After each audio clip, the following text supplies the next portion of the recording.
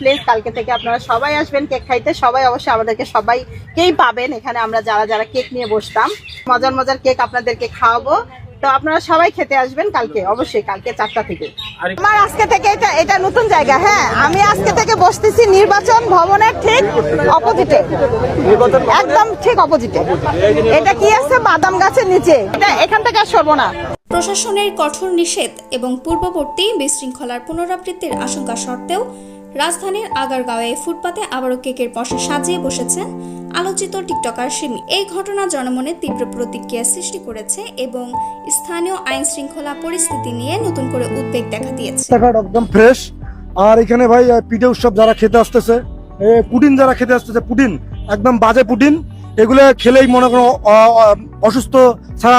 যদিও এবার রাস্তায় কোনো নাচ গান বা ডান্স করে ভিড় সৃষ্টি না করার শর্ত দেওয়া হয়েছে, তবুও প্রশাসনের পূর্বের নিষেধাজ্ঞার এমন প্রকাশ্য উপেক্ষা স্থানীয় বাসিন্দা ও ব্যবসায়ীদের মনে গভীর অসন্তোষ তৈরি করেছে। সম্প্রতি আগারগাঁওয়ে কেক বিক্রিকে কেন্দ্র করে ব্যাপক ভিড়, ইউটিউবারদের অযথা মাতামাতি, ঝগড়া মারামারি ও সার্বিক বিশৃঙ্খলার কারণে স্থানীয় প্রশাসনকে কঠোর হতে হয়েছে। আইন শৃঙ্খলার অবনতি ও সাধারণ মানুষের ভোগান্তির মুখে এই কেক বিক্রি বন্ধের নির্দেশ দেওয়া হয়, কিন্তু সেই নির্দেশকে বুড়ো আঙ্গুল দেখিয়ে আবারও ফুটপাতে বসে পড়েছেন বিক্রেতারা। টিকটকার সিমি, যিনি এই কেক ব্যবসার অন্যতম মূল আকর্ষণ, সবাইকে আগের মতো আসার জন্য অনুরোধ করেছে। তার দাবি, কেক ব্যবসা বন্ধ হওয়ার মূল কারণ ছিল এক শ্রেণীর ইউটিউবারদের সৃষ্টি করা বিশৃঙ্খলা। তাদের অনাকাঙ্ক্ষিত ভিড়, অযথা ঝগড়া মারামারি এবং হট্টগোলে স্থানীয় ব্যবসায়ীরা সহ এলাকাবাসীরা বিরক্ত হয়ে পড়েছিলেন। কিন্তু প্রশ্ন উঠেছে, কেক বিক্রেতারা নিজেরাই কি সেই বিশৃঙ্খলা সৃষ্টির অংশ ছিলেন না? এবং তাদের এই নতুন উদ্যোগ কি পূর্বের সমস্যার পুনরাবৃত্তি ঘটাবে না? স্থানীয় বাসিন্দা ও ব্যবসায়ীরা বলছেন, পূর্বে যেভাবে আগারগাঁওয়ের জনবহুল এলাকায় মানুষের উপচে পড়া ভিড় জমেছিল এবং তা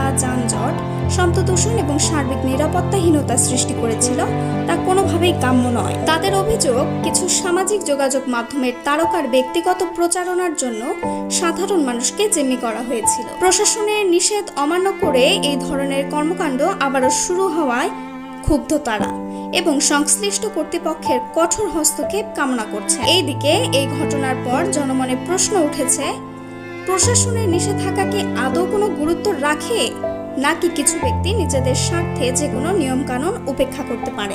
দেশের আইন শৃঙ্খলা ও ফুটপাত ব্যবহার সংক্রান্ত নীতিমালার এমন প্রকাশ্য লঙ্ঘন ভবিষ্যতে আরো বিশৃঙ্খলাকে ডেকে আনতে পারে বলে অনেকেই আশঙ্কা প্রকাশ করছে। এখন দেখার বিষয়, স্থানীয় প্রশাসন এই নতুন পরিস্থিতিকে কিভাবে মোকাবেলা করে।